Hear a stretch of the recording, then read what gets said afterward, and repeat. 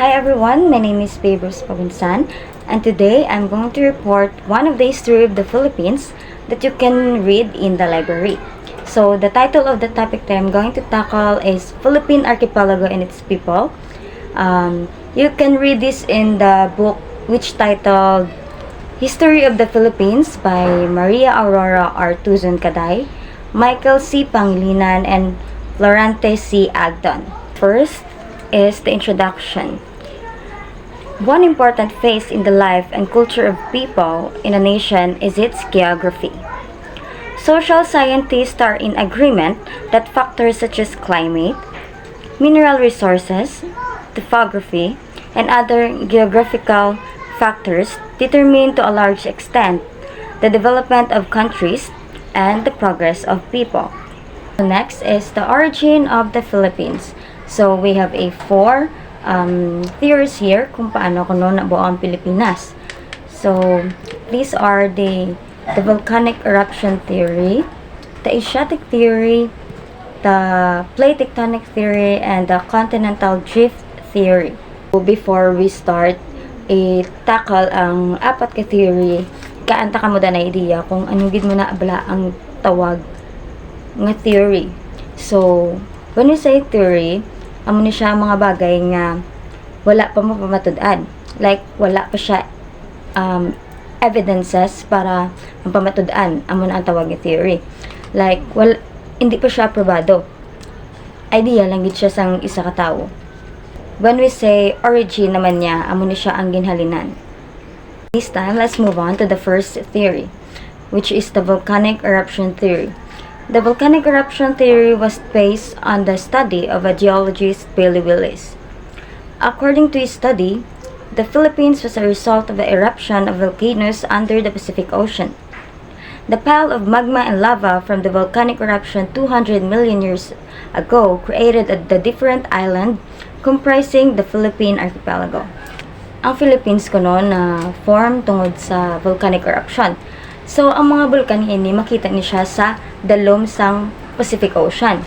So, ginapatihan ni Bailey Willis nga ang Philippines kuno nabuo tungod sa volcanic eruption. So, di ba like maglupok ang bulkan, may gagawa na siya like lava and magma. So, like daw magmalani kag or mag-dry ang lava or magma, ga-form ni siya into solid. Later on, amon ako no, tungod sa like sa nag-solid nga mga lava and magma, amon ako no nga na form ang Philippines. So next theory is the Asiatic theory. The Asiatic theory is based on the study of Dr. Leopoldo Faustino, who claimed that the island of the Philippines were formed because of diastrophism. He also assumed that the terrains of Luzon, Visayas, and central Mindanao from the Pacific Plate drifted in a counterclockwise and northwesterly direction. So, based sa Asiatic theory, ang Philippines kuno nabuo tungod sa diastrophism. So, ano gani na ang diastrophism? It is the process of deformation of Earth's crust which involve folding and faulting. When we say folding, amo ni siya ang pag-twist ng mga rocks. And when we say faulting, amo ni siya ang mga cracks sa duta. If ikaw nga tao observant, makita mo like sa dalan maglabay ka, di ba? Kasi may mga may mga buka ang dalan, like to may mga cracks. Amo na siyang one of the examples ng diastrophism. In short, ang Philippines nabuo tungod sa diastrophism, which means ang Philippines nagbuo tungod sa pagiyo sang duta. Next is the plate tectonic theory. The plate tectonic theory is formulated by a German scientist, Dr. Fritjof Voss, in 1976. According to him, the Philippines is not a part of mainland Asia, but located directly above the fault in the Earth's crust, and because of the earthquake, the landmass was pushed from the ocean floor, and the Philippine Islands emerged from the bottom of the ocean. Sa plate tectonic theory, gina-explain ni Dr. Voss nga ang Philippines hindi gid man siya located sa or hindi gid na siya part sang Asia. Makita ni siya sa fault sang crust sang Earth. Ginapatihan niya nga tungod sa linog kuno ang mga pulo sa Pilipinas naglutaw halin sa dalom sang karagatan. So amo na ako no nag-plate tectonic theory kay tungod sa linog naglutaw ang mga pulo sa Pilipinas sa karagatan. Let's move on to the next theory or the last theory, which is the continental drift theory. The continental drift theory is based on the study of German geologist and meteorologist Alfred Wegener. He claimed that the Philippines came from the Pangaea, or the big continent, 200 million years ago. And because of the changes in the environment, the big continent was divided into two continents, which is the Laurasia and the Gondwana. And again, because of the changes in the environment, these two continents were again divided into smaller continents. The Philippines was part of the Laurasia and was separated from the big landmass because of the volcanic eruption in the ridges and in the center of the Pacific Ocean. Ang continental drift theory naman nagalin kay Alfred Wegener. So, para sa iya, sang una tanan kuno nga duta upod-upod sa isa ka supercontinent nga ginatawag nga Pangaea. Ang mga upod-upod nini nga duta nang nagsugod buka 200 million years ago tungod kuno sa pagbag-o sang palibot. Sang natunga ni siya sa duwa, which is amo ni siya ang Laurasia kag Gondwana land. At ang duwa ni nga continent tungod sa pagbag-o sang palibot nagtunga pagid ni siya sa gagmay nga mga continents. Ang Philippines sa una nabilong ni siya sa Laurasia, which is connected sa dako nga duta. So nagdugay tungod sa mga active nga bulkan ga continue man nagatunga ang mga duta. The continental drift theory naga-explain nga sa una kuno topic ang mga duta like sa isa ka supercontinent. So tungod sa pagbag-o sang palibot nang nagatunga astang magagmay. Amo na nga nag-form ang Philippines. Next is the location and area. The Philippines is a republic situated a little above the equator, several hundred miles from the southeast coast of the mainland of Asia. It is bounded on the south by the Celebes Island and Borneo, on the west by the China Sea, on the north by Formosa, which is old name, Taiwan, and on the east by the Pacific Ocean. The Philippine Archipelago lies in the Southeast Asia in a position that has led to its becoming a cultural crossroads, a place where Malays, Hindus, Arabs, Chinese, Spaniards, American, and others had interacted to forge a unique cultural and racial blend. The archipelago numbers some 7,107 islands, but only 2,773 of these islands have been named, and leaving 4,327 more still unnamed. Next is the climate. The Philippines has a tropical climate because of its position near the equator. The temperature range from 25 to 28 degrees centigrade. However, the different geographical features of the land affect the degree of its temperature.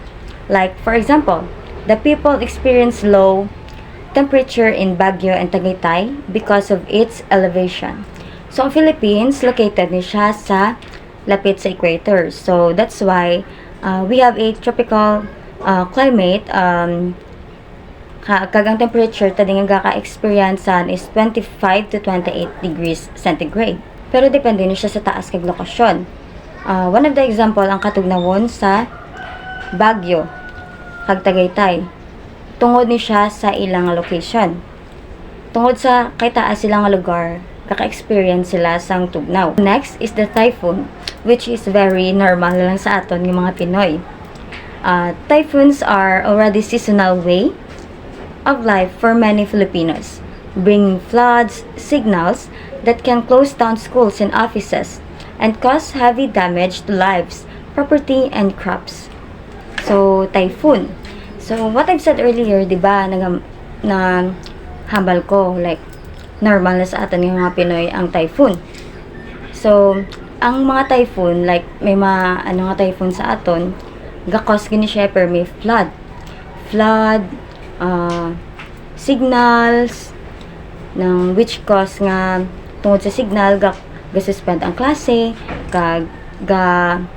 like, wala offices, and of course, the worst is ga-damage sa property or sa life sang people. Classes in preschool are cancelled kung signal number 1. If signal number 2 naman niya, elementary and high school are cancelled, like suspensions ng class. And colleges and universities naman niya, suspended naman sila or cancelled ang ila class under kung signal number 3 na kag signal number 4. Para sa screen, ipakita ko kung ang mga deadliest typhoons nga natabo sa Philippines. So, we have a rank 1, ang pinaka nagid nga typhoon like kusog nga damo gid sa naapektuhan. September 1881 typhoon, which happened September 27, 1881. Ang mga napatay naman diya tungod sa among typhoon is 20,000. So, ay kaduwa naman ang Haiyan or what we called Yolanda sang 2013. So, naabtan ko pa ni kung ano gid ni kakusog ang Yolanda. So, natabo ni siya sang November 7 to 8, 2013. 6,241 naman ang napatay. Next is the Bofa Pablo, which is sang 2012. December 2 to 9, 2012, ang napatay is 1,901 katawo. And the next is Angela Typhoon. September 22, 1867, may 1,800 nga napatay tungod sa mga typhoon. Next is the Winnie 2004. Natabo ni sa sang November 27 to 29, 2004. Ang napatay naman diya tungod sa mga bagyo is 1,593. And the next is the October 1897 typhoon. Natabo ni sa sang October 7, 1897. Ang napatay naman diya tungod sa mga bagyo is 1,500. And the next one is Ike or what we call Nitang. Natabo ni siya sang September 3 to 6, 1984. Ang napatay naman niya sa amutong typhoon is 1,492. Next is the Fengshan or Frank 2008. Natabo niya sa June 20 to 23, 2008. Ang napatay naman diya nga mga tao tungod sa mga bagyo is 1,410. Kagang last is the Durian or Riming 2006 nga natabo sang November 29 to December 1, 2006. So, ang napatay naman diya sa amo ng bagyo sa natabo is 1,399. So, nakuha ko niya siya sa source sa bookman. Kag ang book nagkuha man siya sa DOST or Pag-asa. So, next is the volcanoes and earthquakes. So, kung nadumduman nyo, damo nagid volcano, kag earthquakes nga natabo sa Pilipinas nga nag-cause sang dakong damage sa mga Filipinos. Sa vulkan, may ara ta like 10 active volcanoes and the rest is considered is sleeping. So, here are the examples of volcanoes nga active. The Iraya sa Batanes, Taal sa Batangas, Hibok-Hibok sa Camiguin Island, Makaturing sa Lanao del Sur. And of course, mayon, upod ni sila sang Taal nga most active gid. Ga-erupt ni sila no less than 25 times. And of course, ang mga sleeping naman, gaanta ka mo example, mga sleeping nga bulkan. Like, Mount Natib sa Bataan, Mount Batulao sa Batangas, Mount Baya sa Agusan del Sur, kag Mount Butong sa Davao region. I'll give you one example, both in earthquake and volcanic in eruption, which caused worst damage or big damage to our Philippines. First is the Mount Pinatubo eruption in June 19, 1991. June 1991 caused damage to 6 nearby provinces and 4 cities worth over 3.4 billion. Some 250,000 families or more than 1 million in Pampanga. Global dust spewed by the volcano blocked sunlight and affected weathered the ozone layer throughout the world. Next is the earthquake. This is the example earthquake here in the Philippines that caused damage or big damage in Filipinas. The worst earthquake during the Spanish era occurred on June 2, 1968. On the eve of Corpus Christi feast day, it destroyed the Manila Cathedral, the Spanish governor's central palace, many buildings and private homes in Intramuros, the center of capital. Damage to property was almost 8 million and the loss of over 400 lives, including Father Pedro Pelaez and famous Filipino priest activists at the time. Next is the natural resources. The Republic of the Philippines is believed by the experts to be among the richest lands on earth. The agricultural products of the Republic consist largely of the following: corn, sugar, abaca, copra, tobacco, and rice, which is the basic foods of the Filipinos. Rice is the main crop of the country and is raised mostly in Central Luzon. Because of rapid increase in population, rice reproduction has not been sufficient. The reasons for the insufficiency of rice production, we have 3. First is the primitive methods of agricultural still being used. 2. The lack of fertilizers and the usual ignorance in its utilization to increase production.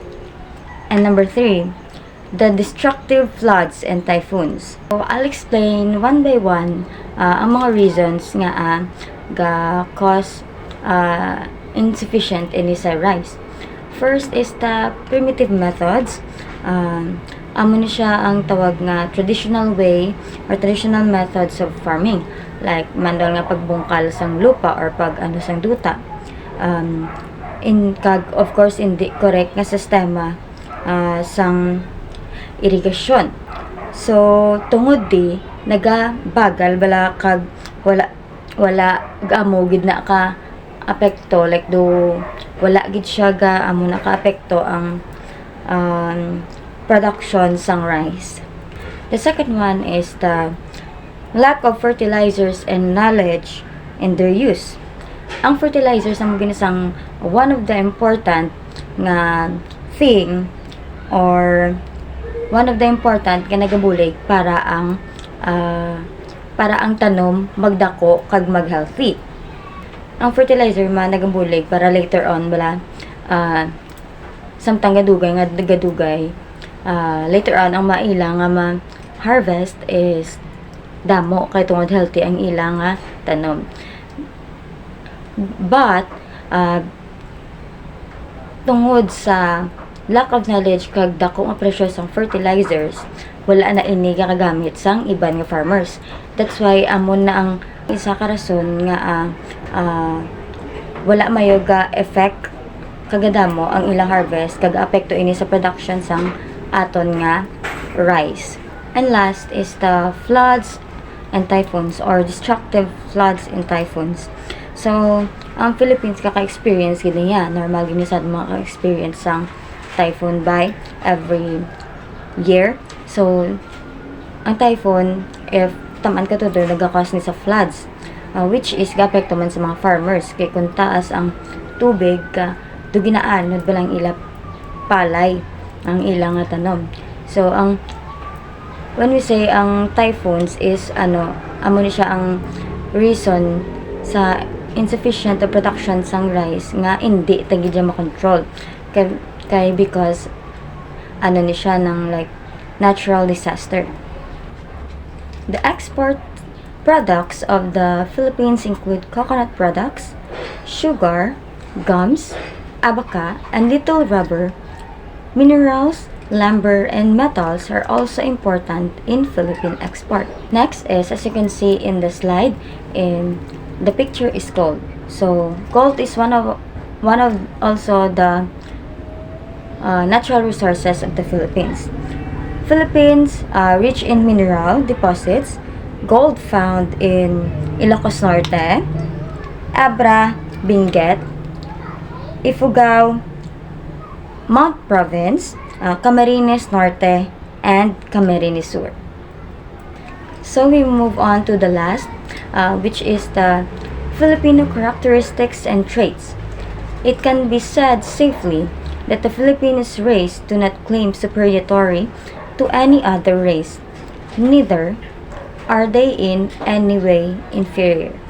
Here are the characteristics and traits Filipinos have: hospitality, respect for the elders, fatalism, loyalty, sensitive, indolent, lack initiative, curious, and jealousy. First is the hospitality. Kita nga mga Pilipino, kung ay bisita ta, friendly, gitaya katama. Friendly, hindi dalok, marespeto, mabinuligon. Amo na ang isa ka pinaka the best nga traits ang Filipino nga may ara, unless you abuse it.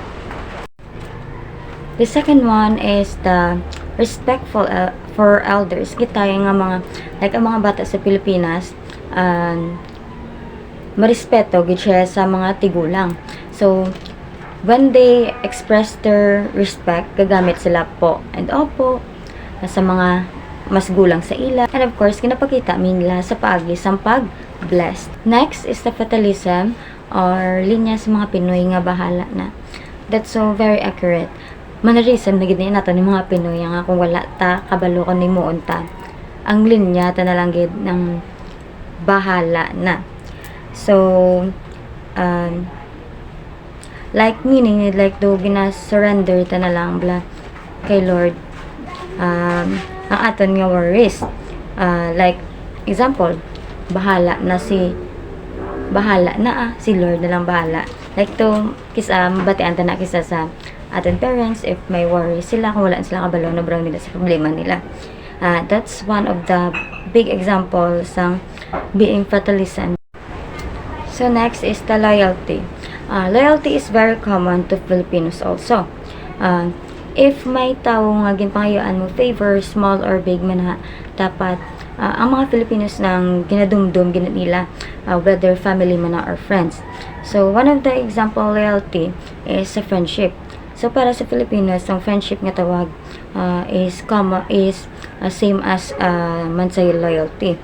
So para sa Philippines, ang friendship nga tawag is very important gid. Kag para sa ila, ang friendship is wala bayay. No matter what, handa ka gid dapat magbulig in any situation. In short, loyal ka gid sa inyo friendship. Next is the sensitive. Pinoys also are sensitive. Hindi nila gusto nga ang ila kapwa Pilipino gina disrespect. They are sensitive enough man nga makabatsyag man sakit if ang ila kapwa Pilipino gina disrespect. And of course, ang mga Pinoy sensitive man when it comes to words. Gapangakig na sila if there are iban nga tawo nga like let's say example iban nga lahi nga ga buya mga words nga mga hindi manami. In short, ang mga Filipinos tuod is sensitive but palaban. And also, indolent, or what we call tamad. Para kay Rizal, ang paging tamad kuno sa mga Pinoy is, or Filipinos, tungod na kuno sa klima. Nang, one of the example guro, like, hindi taman pag-admit, or hindi taman pag-deny, nga kisa, like example tamaan ka todo ulan, tamaan ka init, may ara ija tendency nga kita nga mga Filipino like tamagiyo, di ba? May ara kita na iyang characteristics. So, and of course, tungod man kuno sa mga yaman sa kalikasan,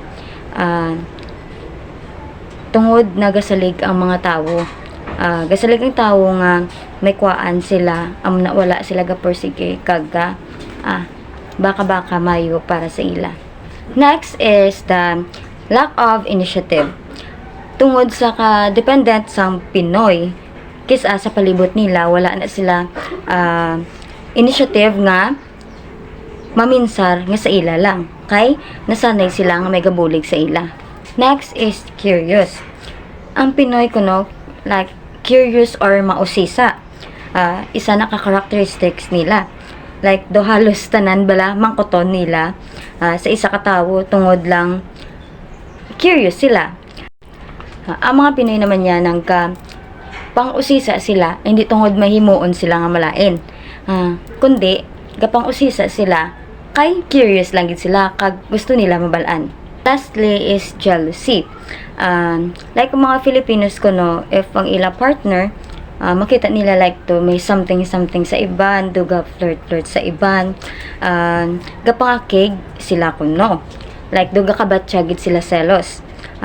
Para daan sa mga Filipinos, if may partner ka, ang imo atensyon kag love is ara lang na sa nakatuon sa ila. Okay, if makita nila nga do interested ako sa iban, or do like wala man to be meaning, gakabatsyag sila, jealousy. And those are the characteristics and traits that Filipinos have. And also, that's the end of my report in Philippine Archipelago and its people. In conclusion, the Philippines is a beautiful country with a rich and culture and resilient people, making it a unique and fascinating nation in Southeast Asia. Thank you for listening to my report, and God bless.